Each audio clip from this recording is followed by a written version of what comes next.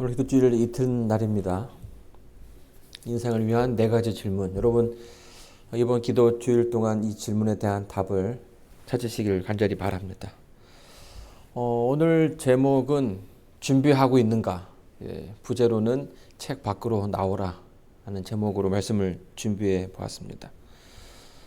여러분 한 2년 전에 이제 저희가 팬데믹을 겪었는데 이 팬데믹이 참 우리나라뿐만 아니라 전 세계를 강타하고 참 많은 것들을 바꾸게 되었습니다. 그래서 이제는 뭐 팬데믹 이전과 이후의 그 삶으로 좀 이렇게 구분 짓기도 하는데요. 미국이 굉장히 큰 충격에 빠졌죠. 이 팬데믹 이전만 하더라도요, 미국은 머리 역할만 하면 된다라고 생각을 했습니다. 그래서 특별히 그 제조업 같은 데 보게 되면 이 기름 묻히는 그런 사업들은 다 다른 나라를 줘도 된다라고 생각을 했죠.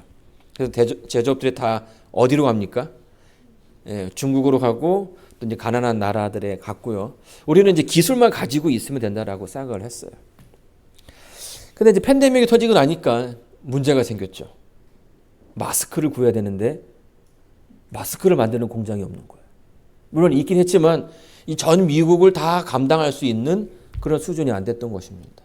또 소독제가 필요한데 소독제를 구할 수 있는 방법이 없는 거죠. 그래서 한국에서 하나에 막 300원, 500원 하던 마스크가 1,000원, 2,000원, 3,000원, 5,000원 이렇게 5불까지 막 올라가는 그런 기이한 현상을 경험하게 되었고요. 또 병원에서는 이 소독제가 없어가지고 수술이 연기되는 이런 이 불상사가 생기기도 했습니다. 자, 그러고 나면서 이제 미국 사람들, 이 미국 정부가 뭔가 이 제조업에 대한 좀 다른 생각을 좀 하게 됩니다. 이래서는 안 되겠다. 우리도 이제는 무언가 나름의 준비를 해야겠다는 생각을 하게 되었고요. 다시금 제조업을 권장하는 그런 노선으로 바뀌게 됩니다. 이 반도체만 하더라도요, 반도체를 만들기 위해서 총 9가지 공정이 있다고 얘기합니다. 근데 첫 번째부터 5번째까지는 아주 쉬운 공정이기 때문에 이걸 다 다른 나라 줘버렸죠. 그래서 한국, 일본, 대만이 이제 이 부분에서 큰 역할을 했고요. 이 뒤에 부분만 했는데 정작 미국에서 이 반도체를 쓰려고 하다 보니까 그게 없는 거예요. 그래서 이제는 미국 안에다 공장을 짓기로 합니다. 그래서 이 반도체 공장도 세우고요. 이제 각 나라들, 그러니까 이 미국을 상대하는 나라들에게 이렇게 얘기하죠. 너희가 적어도 이 나라에서 장사하고 싶으면 뭐라고요? 이 나라에 공장을 지어라. 그래가지고 이제 현대차 들어오고 반도체 공장들이 이렇게 들어오면서 그런 공장들이 이곳저곳에 세워지기 시작을 합니다. 자, 여러분 방글라데시 아십니까? 이 방글라데시는 굉장히 가난한 나라입니다. 다른 나라와 다르게요. 기술도 없고 자원도 없어요. 그래서 늘 가난한 나라 하면 그 가운데 들어가는 그런 나라였습니다. 자, 그런데 최근에 보니까 이 방글라데시가 굉장히 그 GDP가 올라가고 있다는 소식이 전해지고 있어요. 우리나라가 어떻게 하면 잘 살 수 있을까? 이렇게 고민을 하다가 이 나라에서 어떤 사업을 시작했냐면 이제 쓸 수 없는 배들 있지 않습니까? 차는 폐차를 하지만 이 배도 이제 어느 정도 시간이 지나면 다 이제 해체를 해야 되는데 이 해체하는데 어마어마한 돈이 들어간다는 거죠. 인력도 들어가고. 그래서 이제 방글라데시가 그 배들을 다 수입을 합니다. 그리고 해체하는 일들을 하기 시작하는 거예요. 이 철이 없으니까 이 배에서 뜯어낸 그 철들을 다 가지고 다시 재활용하는 겁니다. 심지어는 그 안에 있던 그 인테리어도 다 뜯어가지고 재활용해요. 처음에 그 해체를 맡았던 기업이 배 한 척을 해체할 때에는 1년 반이라는 시간이 걸렸습니다. 굉장히 위험해요. 그냥 용접기로만 다 해가지고 뜯어내니까 이게 그 무거운 철들이 떨어지면 뭐 미처 그 준비하지 못한 사람들은 다치기도 하고 또 저렇게 이렇게 맨 바닥에서 끌고 나와야 되는 거니까 굉장히 위험천만한 그런 일들이었죠. 그런데 이렇게 해서 자원을 활용하고 하면서 제조업이 발달하기 시작하는 거예요. 그리고 나라가 돈을 조금씩 벌기 시작하고 이제 기술이 생기는 거죠. 1년 반 걸렸던 그 해체가 이제는 6개월로 단축이 되고 또 지나니까 투자를 해가지고 3개월이면 끝나는 그런 사업이 된 겁니다. 점점 좀 많은 인력들이 들어오게 되었고 또 이제 기능공들이 생기기 시작한 겁니다. 그래서 이제 여기 그 다큐멘터리를 보게 되면 그 배 안에 있는 그 화장실 있지 않습니까? 그 소변기, 대변기 그거를 띄워와가지고 집에다가 설치를 합니다. 근데 그 방글라데시에서 가장 인기 있는 남자가 누구냐 물어봤더니만 집에 이 좌변기가 있는 남자가 이게 최고의 신랑감이라고 얘기를 하더라고요. 그만큼 예전에는 그보다 더 어려운 삶이었지만 지금부터 점점 좀 나아지고 있다라는 거예요. 자, 이렇게 돈이 좀 모이니까요. 이 나라가 그 다음에는 어떤 사업에 치중하냐면 방직에 투자를 합니다. 옷감을 만드는 그런 일에 투자를 하는 거죠. 우리가 1950년대, 60년대 저희가 그 방직 공장을 만들어 가지고 여러 나라로 수출했던 것처럼 이 방글라데시도 이제 그런 노선을 걷게 되는 거죠. 근데 이제 저희가 했던 거랑은 좀 다르게요. 이제는 방글라데시의 그 방직 공장은 단순하게 어떠한 기업의 하청으로 끝나는 것이 아니라는 거예요. 그냥 이거 하라면 해야 돼. 뭐 이런 수준이 아니라 워낙 많은 물량을 그 도시, 그러니까 그 나라에서 그 하다 보니까 어마어마한 데이터가 쌓이는 거죠. 보통 이 그 의류 기업들 같은 경우에는 그 다음 해에 어떤 그 유행을 타는지 이게 굉장히 중요하지 않습니까? 근데 이제 워낙 많은 것들을 만들다 보니까 이제 사람들이 내년에 그 만드는 사람들도 내년에 이게 유행할 것 같다라는 그런 생각이 드는 거예요. 그래서 이제는 그 제조업을 바탕으로 그들이 그 주문을 하는 원청 업체와 서로 이렇게 교류하면서 뭐 하는 겁니까? 어떤 그 서로 계획하고 또 준비하는 그런 일들을 하게 된다라는 거죠. 자, 여러분 골프 좋아하십니까? 이 골프는요, 이론입니까? 아니면 실제입니까?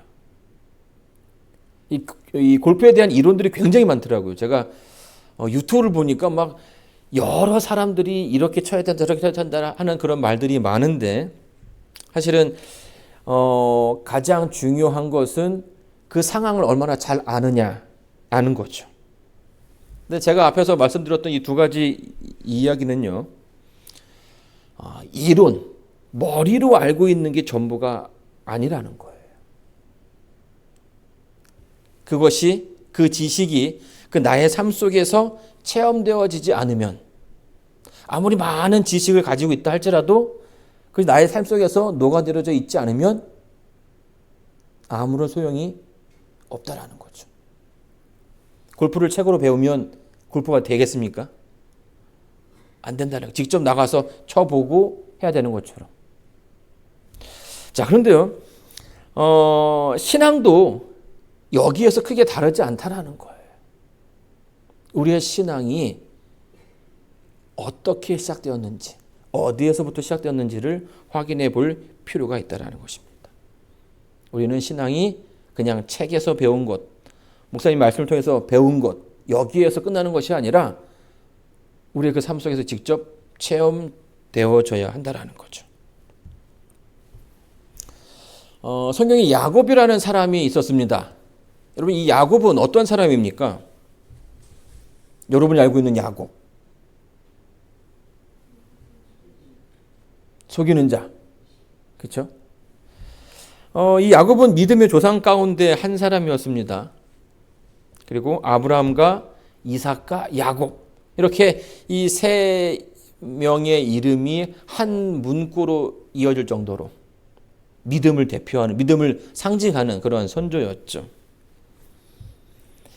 자, 그런데 제가 보니까요, 이 야곱이 제대로 신앙을 하게 된 때를 보니까 30살, 40살 이후가 되는 것 같더라고요.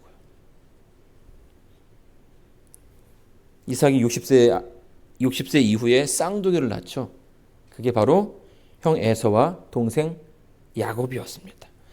야곱은 아까 이사님께서 말씀하신 것처럼 굉장히 머리가 좋은 사람이었죠. 뭔가 좀 머릿속에 늘 꾀가 있는 그런 사람이었습니다. 셈이 굉장히 빠른 친구였죠. 그래서 하나씩 준비를 했고 자기에게 주어진 그 기회를 10분 발휘하는 그런 사람이었습니다.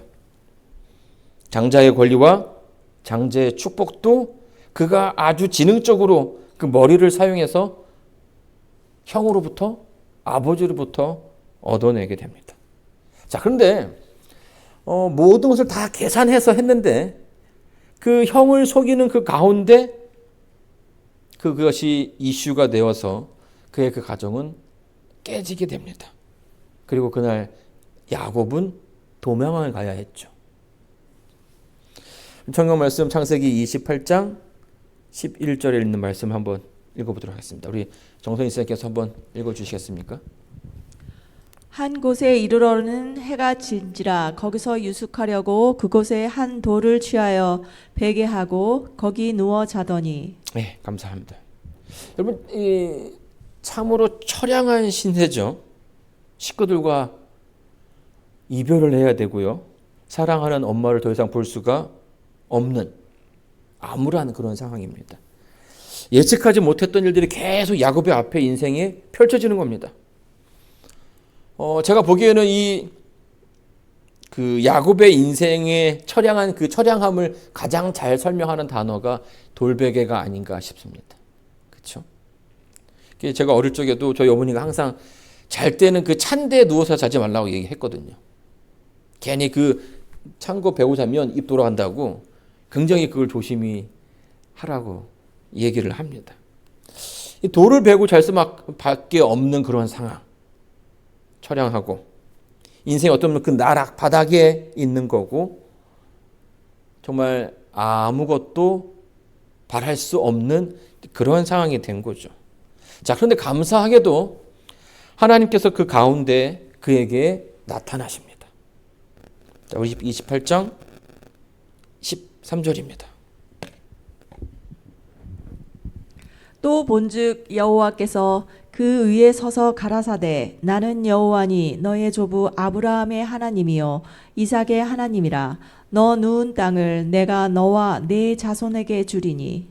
예, 이 장면을 보게 되면 그 힘든 가운데 그가 꿈을 꾸게 되는데요. 잠을 자면서 꿈을 꾸게 되는데 그 가운데서 하나님을 만나게 되죠. 하나님께서 나와 함께 하시는구나. 자, 그런데 하나님의 임재가 야곱의 삶에 그게 크게 다가오지는 않았던 것 같아요. 왜냐하면 하나님에 대한 호칭이 조금 특별한 것을 보게 됩니다. 여기 보게 되면 뭐라고 설명하냐면 나는 여호와니 너의 조부의 하나님이요 조부 아브라함의 하나님이요 이삭의 하나님이라. 여기 보게 되면 하나님께서 스스로를 언급하는 그 장면에서도 또 야곱의 인식 가운데서도 하나님은 아직 야곱과 뭐 이렇다 할 그런 어떤 접촉점이 있지는 않았어요. 너의 하나님이라고 얘기하지 않고 할아버지의 하나님, 아버지의 하나님이라고 얘기를 하는 거죠. 왜냐하면 사실은요, 야곱은 아직 이렇다 할 만한 어떤 그 하나님의 관계를 맺지 못했기 때문이에요. 그저 그 얘기를 누굴 통해 들었습니까? 할아버지와 아버지를 통해서. 나의 하나님이 이렇게 이런 때 이렇게 해주셨다. 하나님께서 너희 할아버지에게 이렇게 나타나셔가지고 그 위험 가운데 있을 때에 그를 이렇게 도와주셨다라고 하는 그런 이야기를 들으면서 자라왔다라는 거예요. 말 그대로 야곱은 하나님이 어떻게 배운 겁니까? 문자로 말로 배운 거예요. 자, 여러분 제가 그림을 하나 보여드리도록 할게요. 자, 이 그림은 무슨 그림입니까? 파이프죠, 파이프. 이 담배를 피는, 지금은 쓰지 않지만 예전에 어르신들 보게 되면 이 담배를 이 파이프 안에 넣어서 피우는 분들이 계셨는데요. 이 그림은 파이프 그림입니다. 그런데 이 아래 글씨가 있는데 이 글씨는 프랑스어예요. 제가 이제 읽을 줄 모르는데 해석을 하면 이것은 파이프가 아니다 라고 써 있습니다.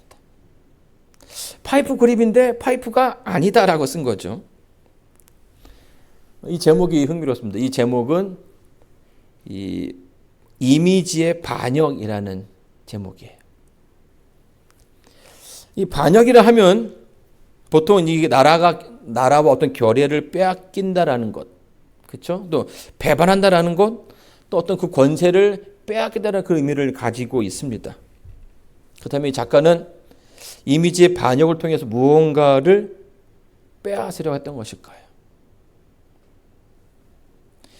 이 그림은요, 이 벨기에 초현실 화가인 르네 마그리트가 그린 그림입니다. 이 그림을 그리면서 뭐라고 설명하냐면 파이프는 이미지일 뿐 이것을 통해서 담배를 피울 수는 없다라는 거죠. 현실과 묘사 사이에 존재하는 그 근본적인 차이, 그것을 구별할 수 있어야 된다라고 화가는 이야기하는 것입니다. 우리가 말로 쓰는 파이프라고 얘기하지만 그것은 진짜 파이프가 될 수 없다라는 거예요. 우리가 말로써 신앙을 이야기하지만 그것이 우리의 진짜 신앙이 되지 않으면 신앙이 아니라고 이야기하는 것입니다.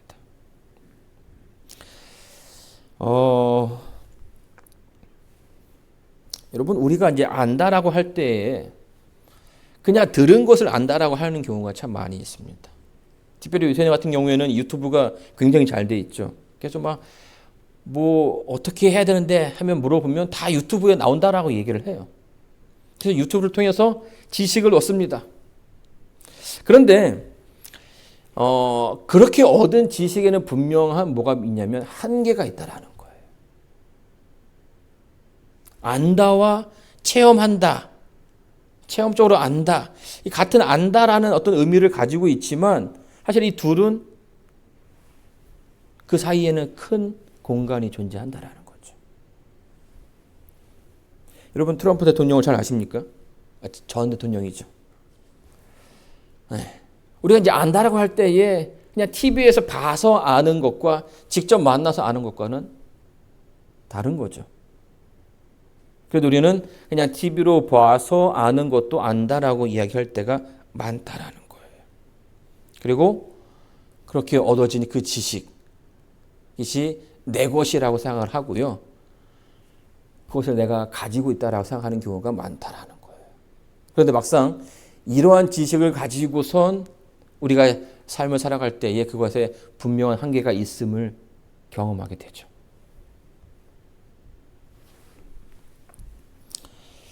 제가 예전에 그 개척 때 이제 캠퍼리를 가게 된 적이 있었습니다. 이게 언제였냐면 초등학교 때였는데, 이제 산에 올라가가지고 그 절벽에서 내려오는 거예요. 줄 하나 매달리고서. 근데 제가 초등학교 때니까 뭐 지금도 겁이 많은데요. 이 줄을 타고 내려와야 되는데 막상 이제 기세 좋게 올라가긴 했는데 그 줄 하나에 매달려서 내려오려니까 두려운 거예요. 그럼 이제 교관이 보기에 줄이 쫙 서 있는데 어떻습니까? 답답한 거죠. 지금 빨리 내려가야 되는데. 그래가지고 막 노래도 시켜보고 막 했는데 마지막으로 제가 좋아하는 여자애가 있냐고 물어보더라고요. 좋아하는 사람이 있냐고. 근데 초등학교 5학년쯤이면 제가 이제 좋아했던 여학생이 있었습니다. 그 여학생 이름을 3번 부르라는 거예요. 크게. 누구야 이렇게 불렀죠. 그래서 하강 하는데 제가 내려갔을까요? 내려가지 못했을까요? 제가 못 내려갔어. 이 이름 3번 부른다고 해서 없던 그 용기가 생기지 않더라는 거예요.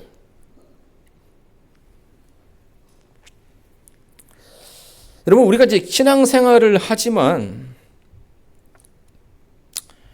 우리의 신앙이 정말 중요합니다. 그렇죠? 어떻게 우리가 신앙을 배우는가, 어떻게 우리가 믿음 생활을 하는가가 우리의 신앙에 있어서 굉장히 중요한 역할을 한다는 겁니다. 우리가 신앙할 때에 좋을 때는 다 좋지만 정말 힘든 때는 우리가 위기를 만날 때죠. 고난을 당할 때 이 믿음의 가치가 드러나게 됩니다. 여러분들이 그 과거에 살아오시면서 겪었던 수많은 어려움들이 있을 거라고 생각됩니다. 그때에 여러분들이 가졌던 그 믿음이 여러분에게 위로가 되었습니까? 용기가 되었습니까? 많은 사람들이 그 가운데서 뭐합니까? 고민한다라는 거예요. 내가 정말 이것을 끝까지 가지고 갈 수 있는가? 그 가운데서 고민하고 염려한다라는 거죠. 제가 이제 처음에 신앙을 접하게 되었을 때에 저희 어머니를 통해서 신앙을 하게 되었습니다.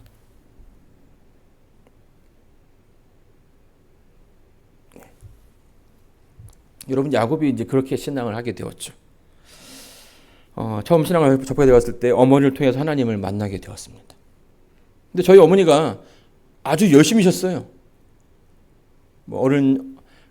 저와 제 동생을 데리고 교회를 나가기 시작했죠. 그리고 이제 금요일도 제 기억으로는 저희 집에서 교회까지 거리가 버스 타고서 한 시간 정도 가야 했습니다. 근데 어떤 때는 눈 오는 겨울날에는 차가 막히니까 차를 타고 교회를 가면 예배가 끝날 때도 있었어요. 근데 그렇게 열심히 신앙생활을 했단 말이에요. 근데 제가 초등학교에 가니까 좀 상황이 좀 달라지더라고요. 제가 이제 학교도 가야 되고 그때 이렇게 안식일을 제대로 지키지 못했습니다. 그래서 이제 어머니가 저한테 학교가 끝나면 바로 와라, 이제 그렇게 얘기했는데 점점점 그 친구들과 노는 것들이 더 좋아지기 시작한 거예요. 그래서 교회에 갈 때도 있었지만 가지 않고 엄마가 헌금하라고 준 100원짜리를 가지고 이렇게 다른 데 쓰기도 했던 그런 추억들이 있습니다. 그렇게 이제 신앙을 했던 거죠. 근데 어린 나이였지만 내 신앙에 대해서 고민했던 겁니다. 왜 그렇습니까? 왜 당연히 교회를 가야 되는데 교회 가지 못하고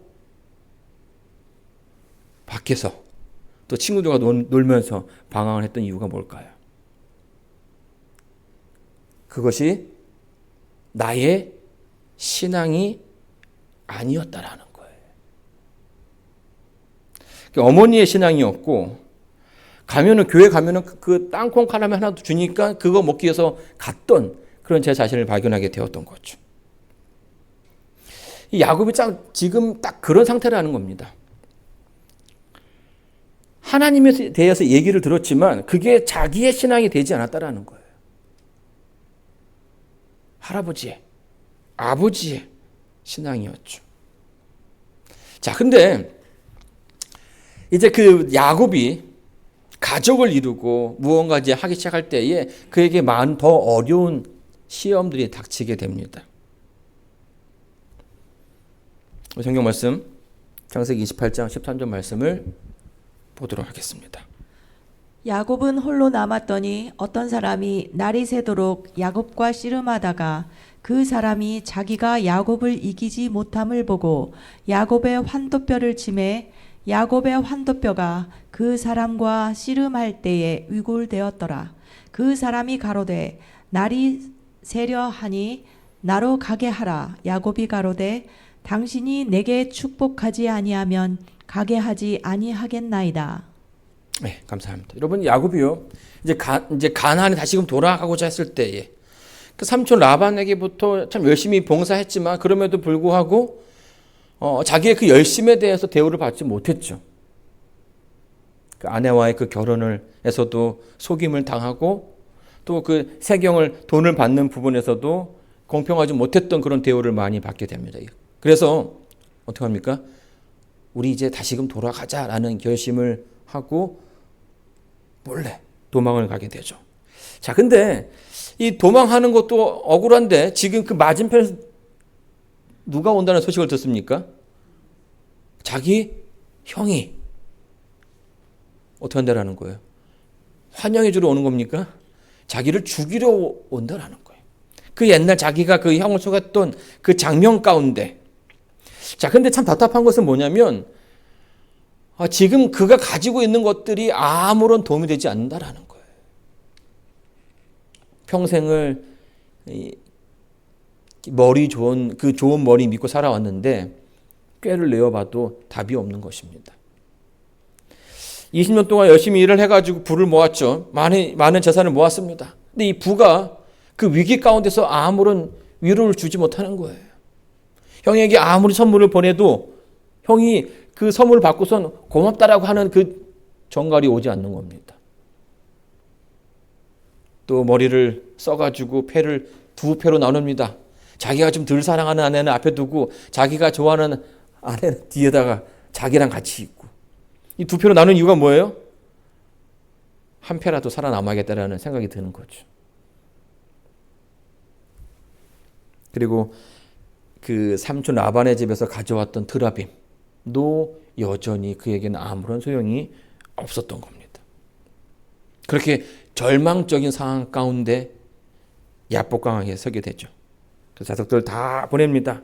그리고 혼자 이제는 내일쯤이면 형을 만날 것 같은데 어떻게 해야 되나 뜬 돈으로 밤을 지새우고 있는데 그 가운데서 누구를 만나게 됩니까? 한 사람을 만나게 되죠. 야곱은요, 처음에 이 사람이 형 에서라고 생각을 했습니다. 그래서 뭐 한 겁니까?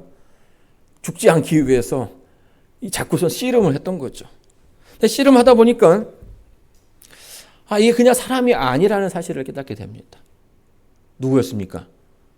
하나님의 사자였죠. 더 집중하게 됩니다. 하나님의 존재를 두고 더 들이댑니다. 애걸복걸 하죠.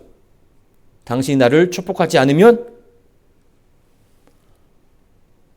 가게 하지 않겠나이다. 가지 않겠습니다. 라고 얘기하는 거예요.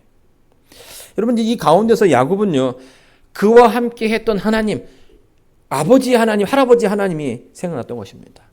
그분을 붙잡아야 된다. 그래서 싸움이라고 하지만은 싸움 같지 않은 싸움을 이제 하게 되는 거예요. 왜 싸움 같지 않은 싸움이냐면, 여러분, 이 천사가요, 얼마나 힘이 좋을까요? 이 성경에 보게 되면 이 이스라엘 백성의 그 쳐들어왔던 그 이민족을 하룻밤에 몇 명을 죽입니까? 18만 5천 명을 하룻밤에 죽이는 그 사건이 있었습니다. 그러니까 사실은 야곱이 정말 천사와 싸웠다라면 그냥 순식간에 없어질 수 있는 그런 상황이었다라는 거죠. 그러나 그럼에도 불구하고 야곱은 그 잡은 손을 놓지 않았습니다. 이게 지금 탈골이 돼가지고 막 쩔쩔매고 있는 그런 상황에도 끝까지 하나님께서 나와 함께 주셔야 된다라는 그 사실에 대해서 하나님께 고한 것입니다. 자, 그런 가운데 하나님께서 그에게 새로운 이름을 허락해 주시죠. 그 이름이 뭡니까? 이제는 야곱이 아니라 이스라엘이라는 이름을 주게 됩니다. 이스라엘. 이 이스라엘이라는 이름의 그 뜻이 뭡니까? 엘은 하나님이죠. 이스라라는 그 뜻은 겨루다라는 거예요. 투쟁하다. 하나님께서 투쟁해서 이겼다라는 그렇게 설명을 하고 있습니다. 참 놀라운 것은요, 이날의 경험이 그의 삶 속에서 많은 변화를 가지고 왔다라는 거예요. 그가 싸움을 마치고 이렇게 쩔뚝쩔뚝 거리면서 걸어가는데 형 에서를 오는 것을 보게 됩니다. 그때 그 형의 반응이 어땠습니까? 정말 자기를 죽이기 위해서 이렇게 달려드는 그런 형이 아니라 하나님께서 그의 마음을 녹이셔서 이 쩔뚝거리는 그 동생을 보니까 그의 마음이 한순간에 바뀌게 됐죠. 죽이고자 하는 마음이 아니라 그를 위로하고 격려하는 모습으로 변하게 된 것입니다. 자기도 생각하지 않았던 일들이 그의 앞에 펼쳐지는 모습을 보면서 그가 하나님의 존재에 대해서 다시 한번 깊게 생각하게 되었던 것이죠.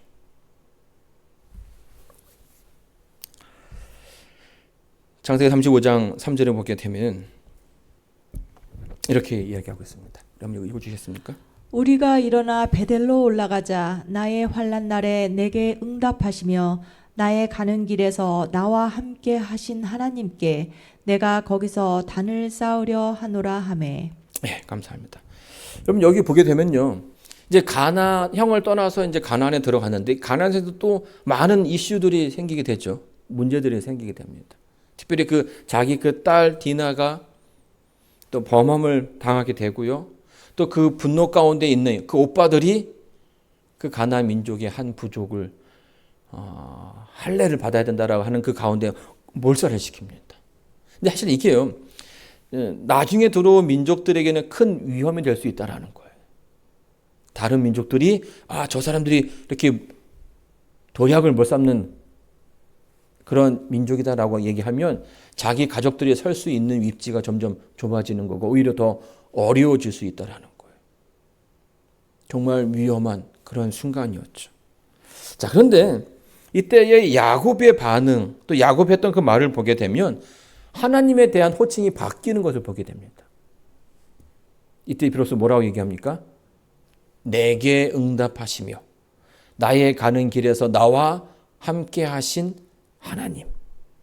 그러니까 그 전까지만 하더라도 야곱은 하나님 부를 때 누구라 불렀냐면 우리 아버지 하나님, 우리 할아버지 하나님이라는 그런 얘기를 했습니다. 약간 좀 거리감이 느껴지는 그런 호칭이었죠. 그런데 그 야복강가에서 하나님을 만나고 난 다음에 하나님에 대한 호칭이 바뀌었다라는 거예요. 하나님과 투쟁하면서 하나님께 싸우면서 하나님에 대한 느낌이 변한 거죠. 이제 그분은 누구의 하나님이 된 거예요? 나의 하나님이 됐다라는 거예요. 내 하나님.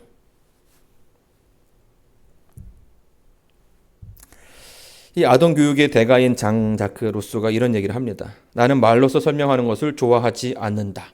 실물. 나는 아무리 되풀이해도 좋지 않다고 생각한다. 우리는 너무 말만 치중하고 있다. 말이 너무 많은 교육에서 우리는 결국 말만 잘하는 사람을 만들 따름이다. 여러분, 왜 교회가 힘을 잃어가고 있는가? 왜 교회가 그 능력을 잃어가고 있는가? 교회가 그 능력을 잃어가는 이유는요, 하나님과의 그 원활한 만남, 그 체험적인 그 만남이 부족하기 때문이라는 거예요. 우리의 그 신앙이 단순히 어떤 그 책에서만 시작되기 때문에, 그저 이 목사의 설교를 통해서만 시작되기 때문에 그렇다라는 거죠.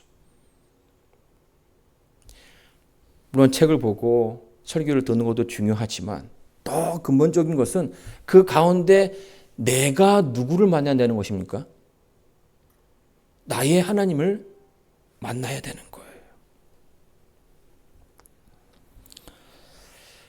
거예요. 저에게 군대란 참 애증의 장소입니다. 이제 군대 갔다 오신 분들 다 그렇겠지만 제가 참 많은 경험들을 하게 되었습니다. 안 좋은 것들도 많이 배우긴 했지만 그런 그 배움들이 저의 인생에 많은 변화를 좀 가지고 왔어요.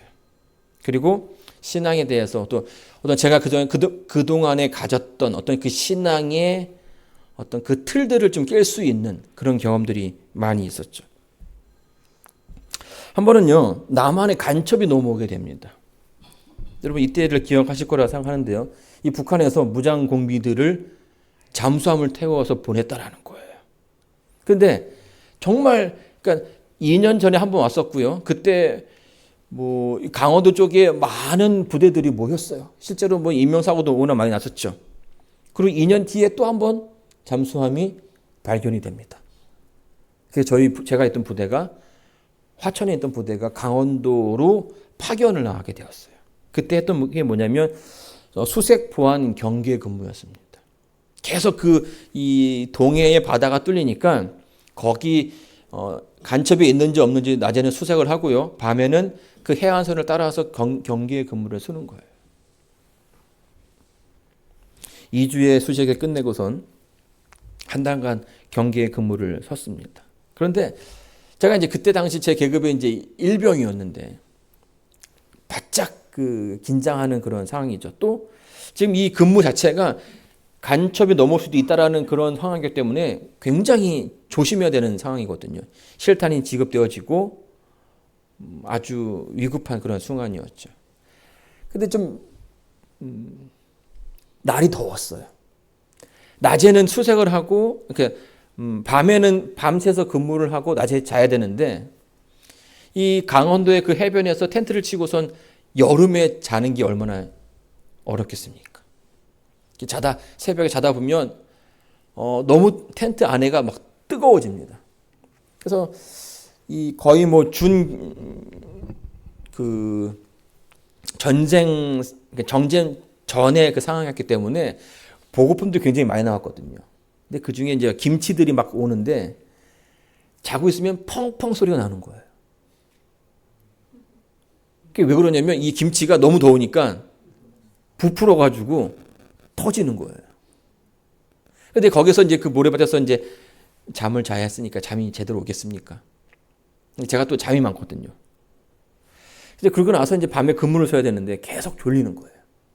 막 고참이 막 깨우고 막 노래 시키고 막 해도 제가 막 이제 졸면서 근무를 섰던 그런 기억이 납니다. 그런데 그렇게 이제 근무를 쓰다 보니까 점차 안식이 다가오는 거예요. 안식을 지켜야 되는데 제가 이제 고민이 되는 거죠. 그래서 이제 근무를 마치고 안식을 아침에 들어왔습니다. 잠을 자야 되는데 잠이 오지 않는 거예요. 내가 여기서 군대에서 안식일을 잘 못 지키면 안 되겠다 싶어가지고 그 막사를 나왔습니다. 어차피 다 자니까 나 혼자 저쪽에 그 어떤 그 구덩이에 가서 이제 성경책 펴고 혼자 노래 부르면서 이렇게 예배를 드리고 있었는데 갑자기 막 부대가 막 난리가 난 거예요. 사람이 한 명 사라졌잖아요. 타령했다고 막 그래가지고 막 겨우겨우 해가지고 이제 저를 찾았습니다. 네가 지금 정신이 있는 게 맞냐고. 제가 오늘 근무 잘 쓰겠습니다. 근데 이 말이 안 통하는 거예요. 왜냐하면 내가 그동안 근무를 잘 썼으면 사실은 말이 안 되는, 잘 썼으면 설득이 되는데 계속 제가 잤잖아요. 졸았으니까. 아침에 자도 잠을 자는 녀석이 잠 안 자고서 이렇게 하면은 네가 오늘 밤 근무 잘 쓸 수 있겠냐고. 걱정하지 말라고. 하나님께서 다 해결해 주실 거라고. 그렇게 해서 이제 오케이. 그럼 해라고 이제 하고선 대신에 오늘 자면 죽을 줄 알라고 먼저 이러고 나갔어요. 근데 저녁이 이제 안식일을 보내고 이제 저녁이 다가왔어요. 근데 딱 그 얘기했던 고참이 저 이제 2달 고참이거든요. 근데 그 고참이 또 1월교회 목사 아들이었어요. 그러니까 막 얼마나 제가 그 미운지 저를 계속 이렇게 갈구는 그런 고참이었습니다. 저랑 2달 고참, 그 다음에 병장이 셋이서 이제 한 조에 투입이 됐습니다. 근데 그 비가 오는 거예요, 그날 저녁에. 그래서 이제 비를 다 막고 쓸 수 없으니까 나무 기둥 하나를 구해가지고 그 해변가니까 이제 그 비늘 같은 거 이렇게 막 다니는 게 있거든요. 거기를 덮어가지고 이렇게 천막처럼 만들었어요. 근데 비가 이제 안 오게끔. 근데 반드시 그 기둥을 제가 잡아야 돼요. 안 그러면 이게 넘어지면 물이 다 떨어지니까. 그리고 제가 앞에 서고 제 뒤에 2달 고참이 딱 서고 그 뒤에 병장이 누워서 잠을 잤습니다. 근데 이제 기둥을 들고선 서 있는데 졸음이 오는 거예요. 그래서 이제 제가 깜빡 졸았는데 이게 좋으니까 이게 균형이 흐트러지잖아요. 이러면서 그 고여있던 물이 쫙 내려면서 그냥 쫙 소리가 나는 거죠. 뒤에 있던 고참이 또 졸았지 이렇게 얘기하는 거예요. 아니라고. 잠깐 저게 바람이 세게 불어가지고 넘어졌다고. 그래서 이제 이게 한 저녁 10시가 됐는데 잠이 안 가시는 겁니다. 아무리 뒤에서 막 이렇게 이렇게 쌍심지를 켜고 쳐다봐도 정신이 없는 거예요. 어떻게 될까? 이제 그렇게 고민하는 가운데 갑자기 저 맨 뒤에서 자고 있던 병장이 탁 일어나는 거예요. 그러더니만 저를 다 부르더니만 우리가 이렇게 이 비효율적으로 근무를 쓰면 되겠느냐? 그래서 뭐라고 얘기했냐면 저기 벙커에 들어가서 한 명씩 자자고. 한 명 자고 그러면 그 다음번에 다음 사람이 자고 다음 사람이 자고 이렇게 해서 번갈아 가면서 근무를 쓰자라고 얘기했어요. 근데 갑자기 저한테 그 병장이 네가 먼저 자라고. 저한테 그러는 거예요. 그래서 저는 야 다행이다. 근데 이제 언제쯤 깨어나야 되니까 깨워주겠대요. 근데 일어났는데 아침이 된 거예요. 그리고 3명이 다 거기서 자고 있었어요. 정말 위험한 그런 순간이었죠. 누구라도 만약에 위험한 순간이었지만 하나님께서 그때에 저희를 보호해 주셨어요. 이런 경험들이 있더라고요. 하나님께서 설명할 수 없는. 그래서 나중에 그 병장한테 제가 물어봤어요. 사실은 병장은 그냥 자기 때문에 굳이 누구를 재워주거나 할 필요가 없거든요. 뜬금없이 가서 이렇게 자자라고 얘기하니까. 그래서 왜 그러냐고 물어보니까 자신도 잘 모르겠다고 얘기하더라고요. 여러분, 이 군대에서의 그 경험이 저에게는 분명하게 하나님을 만나는 장소였고 하나님과 투쟁했던, 내가 하나님의 그 안식을 지키기 위해서 투쟁했던 그런 장소였습니다. 그래서 이스라엘의 이름이라고 이름이 바뀐 것처럼 그 가운데 우리의 그 신앙이 자라나게 되는 거죠. 그 만남을 통해서 변화가 생긴다라는 거예요. 야고보서 1장 2절 3절 말씀 한번 읽어주시겠습니까? 내 형제들아 너희가 여러 가지 시험을 만나거든 온전히 기쁘게 여기라. 이는 너희 믿음의 시련이 인내를 만들어 내는 줄 너희가 알미라. 여기 보게 되면 야고보는요, 그 형제들에게 너희가 시험을 만나면 기쁘게 여기라고 얘기합니다. 물론 그 시험 자체가 사실 힘든 겁니다. 그 생각하면 유쾌한 그런 경험이 아닐 수가 있어요. 그러나 그 가운데 그 투쟁이, 그 하나님을 만나고자 하는, 하나님께 무언가 얻고자 하는 그 노력 가운데 우리의 그 삶 속에 인내가 만들어진다는 거예요. 그리고 하나님을 만나는 경험을 하게 된다는 거죠. 이거는 결코 저절로 되어지는 것이 아닙니다. 여러분, 이제 시골에 가면 이제 오솔길이라는 게 있어요. 오솔길. 근데 이 길은 원래 처음부터 만들어진 길은 아니죠. 길이 아니었는데 사람들이 계속 다니니까 뭐가 된 거예요?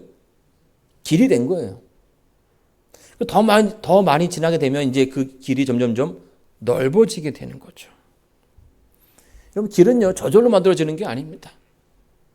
만나고 사용하고 계속 반복해야 만들어지는 것처럼 우리의 그 믿음이라는 것은 저절로 이루어지는 것이 아니라는 거죠.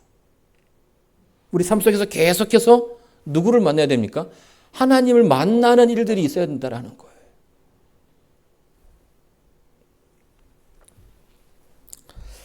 여러분, 제가요, 잘 웃는 사람이에요. 제가 이제 군에 있을 때인데요. 잘 웃는 사람입니다. 그래서 막 너무 웃다가 이등병 때 혼났어요. 이 군대가 무슨 뭐 보이스카우트 캠프냐 이렇게 하면서, 그러면서 제가 또 그 2달 고참이 저한테 앞으로 너 웃는 모습 보이면, 이빨 보이면 또 뭐라고 한다고 또 이제 없애버린다고 또 그러니까 제가 또 바짝 긴장해가지고 웃질 않았습니다. 자, 근데요, 100휴가를 갔습니다. 이제 100일이 지나면 군생활 잘했다고 해서 이제 이 부대에서 휴가를 보내주죠. 4박 5일 휴가를 하는데 제가 친구들을 되게 좋아하거든요. 근데 그 친구들을 좋아하는데 그 친구들을 만나러 대학에 갔는데 웃을 수가 없는 거예요. 정말 잘 웃는 저였지만 너무 기뻤는데, 너무 행복했는데 웃지 못했습니다. 그 이유가 뭔지 아세요? 이게 근육이 안 움직이는 거예요.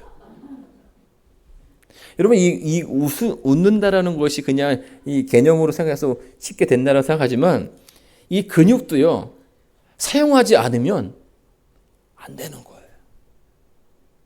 너무나 당연한 거라 생각하지만 당연하지 않다라는 걸 제가 그때 깨달았어요. 아, 이게 계속 웃지 않다 보니까 웃는 게 어색하다.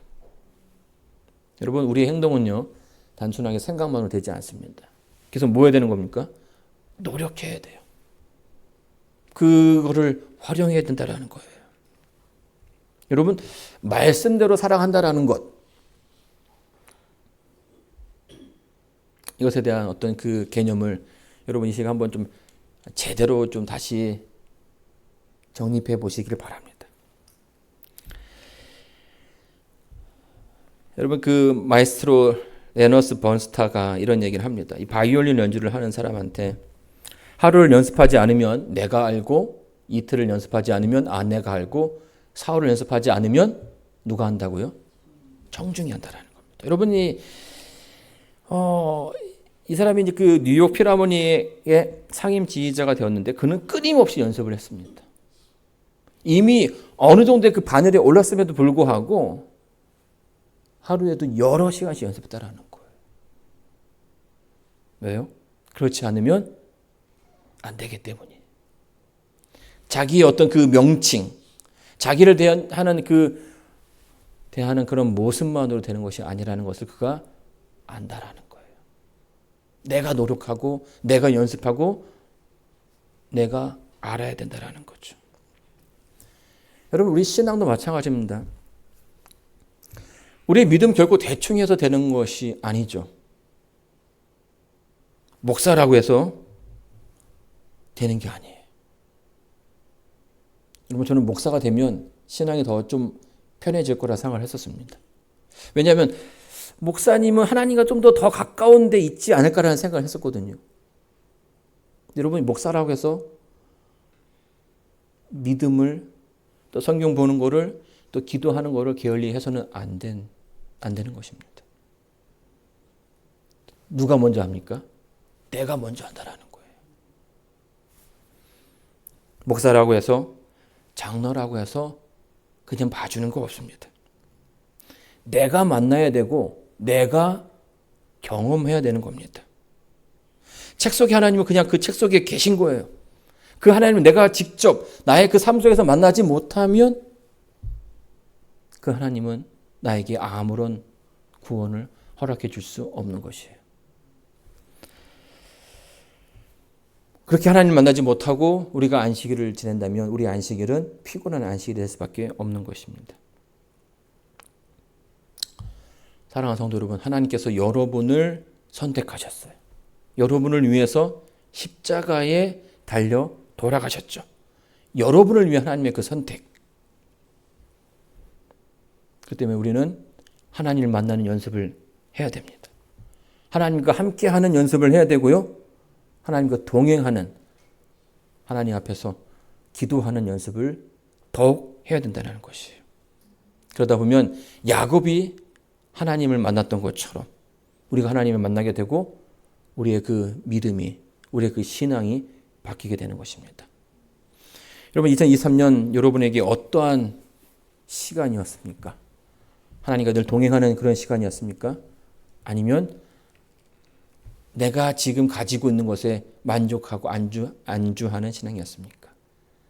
다가오는 2024년에는 우리가 더욱더 큰 믿음을 소유하는 여러분 되기를 바라면서 오늘 말씀을 마치겠습니다.